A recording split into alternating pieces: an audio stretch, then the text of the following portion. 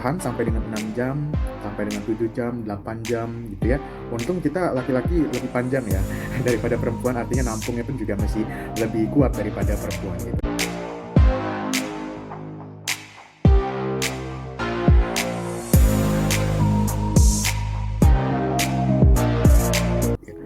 Halo Sobat Inet, di kesempatan ini saya mau sedikit sharing pengalaman pribadi saya ketika saya menggunakan APD level 3 lengkap ya.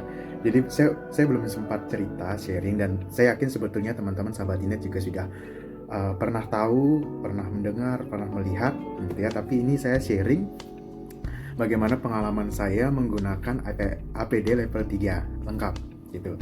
Jadi beberapa waktu yang lalu, bahkan hingga saat ini pun saya masih ada ya ketemu dengan pasien-pasien dengan COVID-19 dan mengharuskan kita untuk menggunakan APD level 3. APD level 3 ini saya kasih gambaran lengkapnya yang mulai dari ada facialnya atau pokoknya lengkap seperti ini ya, ada Google Glasses-nya gitu ya, terus ada pakai maskernya, kita pakai double, yang pertama N95, lalu lapis lagi dengan masker medis yang biasa, lalu ada penutup kepala juga ya seperti begini, baju hazmatnya, dan kaki juga ada penutupnya gitu, lengkap. Nanti saya ada gambar ini lengkap.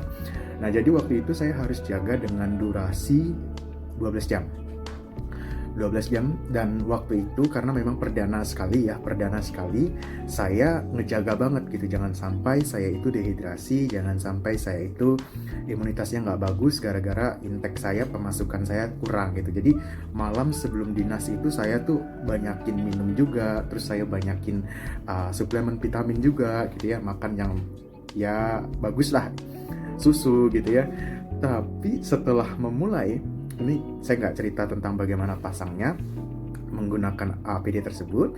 Nah, setelah saya jaga kurang lebih sudah hampir 6 jam, bahkan jangankan 6 jam, 4 jam, 5 jam aja saya sudah mulai gelisah karena udah nggak kuat nahan kencing gitu, bayangin aja. Dan lucunya lagi, sebelum saya masuk ke ruangan itu, ruangan saya waktu itu HCU ya, salah satu rumah sakit HCU, dan memang di situ pasiennya ada yang memang sudah positif, yang lainnya ya hampir 50-50 ya, positif dan suspek COVID-19. Nah, setelah itu setelah mau masuk, saya tuh kayaknya pengen kencing mulu. Oke, saya belum megang pasien, gak apa-apa, saya buka lagi kencing, udah pakai pakaian yang lengkap astronot seperti itu gitu. Oke, akhirnya sudah 3 kali saya masuk, menjelang jam keempat ya, udah 4 jam nih, kita kan nggak minum, udah pengen kencing gara-gara banyak minum gitu. Waduh, gimana ini? Saya tahan sampai dengan 6 jam, sampai dengan 7 jam, 8 jam gitu ya. Untung kita laki-laki lebih panjang ya daripada perempuan, artinya nampungnya pun juga masih lebih kuat daripada perempuan gitu kan. Nah, udah saya tahan, akhirnya nggak kuat juga. Akhirnya saya minta izin dan harus melepaskan hazmat pertama untuk saya bisa break, sekaligus ambulans juga, dan buang air kecil gitu ya. Oke, nggak sampai begitu saja. Jadi di nextnya pun saya juga masih dengan kondisi yang pengen kencing lagi gitu kan. Waduh, gimana ini gitu. Jadi oke, saya sudah pasang yang kedua nih, yang kedua ceritanya ya. Yang kedua ini saya ngomongnya cerita bolak-balik ya, sorry ya. Mendadak-dadakan soalnya. Jadi setelah yang kedua kan kita harus jaga sampai dengan jam 7 lagi ya, karena 12 jam. Oke, saya bisa bertahan, dan setelah itu selama menggunakan itu, yang gak enaknya itu pertama mulai dari kepala, kan panas, kita udah pakai topi begini juga, terus pakai hazmatnya, memang ada yang panas, ada yang enggak yang hazmatnya. Kayak saya waktu pertama kali itu kayaknya panas, gerah. Terus yang kedua, saya itu kan menggunakan kacamata. Kalau saya nggak menggunakan kacamata, langsung ke Google Glasses gitu nggak kelihatan gitu. Jadi saya pertama itu ngembun banget, mau tindakan nyuntik, infus, ngambil darah kayaknya nggak pede saya. Ditambah pasien-pasien yang memang kondisinya ada yang bengkak ya, memang gemuk juga gitu kan. Jadi teman yang melakukan tindakan gitu kan. Lalu lari ke bawah, masker ngap, waduh itu juga selama berapa jam. Salahnya saya waktu pertama kali saya salah. Saya menggunakan masker medis terlebih dahulu, baru N95 gitu ya. Kebalik gitu ya, maklum perdana. Yang benar itu, yang enaknya itu N95 dulu, baru medis gitu ya. Medis, sorry gitu. Jadi tapi nggak enak juga napasnya. Oke, setelah itu dan memang badan ini pakai hazmat semua, ternyata pas pokoknya udah basah deh, karena apa ya, kayaknya bahan dari hazmatnya waktu itu saya kenanya yang panas, nggak enak gitu kan. Yang gak enaknya lagi juga kaki panas, karena kan pakai apa ya, pakai ini juga sarung kaki juga, lalu pakai boot pakai alas lagi gitu, sarungnya lagi, panasnya minta ampun. Dan kita berdiri terus nih kan, HCU memang observasi bentar sini, sharing pump, infus pump, bunyi monitor gitu ya. Panas banget, kaki sakit banget, waduh ternyata begini banget ya. Oke, selesai jaga, kita lepas, dan lepas hasilnya bener-bener, karena di sini memang pakai masker, saya pasang hipapik di sini supaya nggak ngembun awalnya ya, tapi tetap aja nembus, bocor. Itu bekas masker, baju basah, kaki basah, pengap, bau lagi ya.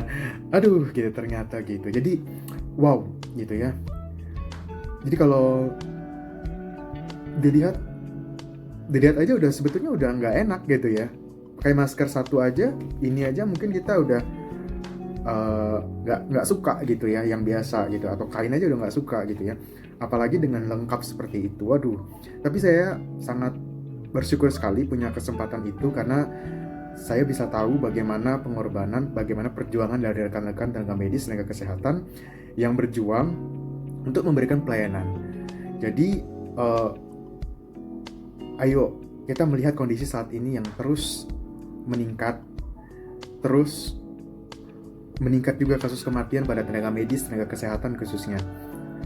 Mari masyarakat, ayo lakukan apa yang dapat kita lakukan ya. Masyarakat kooperatif untuk melakukan apa yang harus dilakukan. Apa protokol kesehatan itu tidak didengar telinga kanan, keluar telinga kiri, atau kiri masuk, kanan keluar. Nggak kayak gitu, atau cuma ngomong doang tapi nggak action, itu percuma gitu loh. Karena akan terus bertambah nih pasien, dan itu menjadi beban kerja dari tenaga medis, tenaga kesehatan.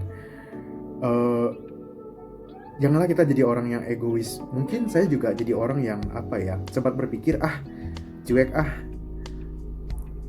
ngapain sih, yang penting gue masih anak muda, gue bisa jaga kesehatan. Nggak gitu juga konsepnya. It's okay, kita adalah posisi yang anak muda yang sehat, tapi ternyata ketika kita pulang ke rumah, ternyata kita membawa virus tersebut, dan ada yang kelompok risiko di rumah. Mereka yang nggak kuat, mereka yang malah terinfeksius dengan resiko yang lebih tinggi gitu, dan memberikan gejala yang bisa mempersulit atau membuat masalah kesehatan dan bahkan hingga kematian gitu. Jadi jangan kita bersifat acuh, jangan kita bersifat egois.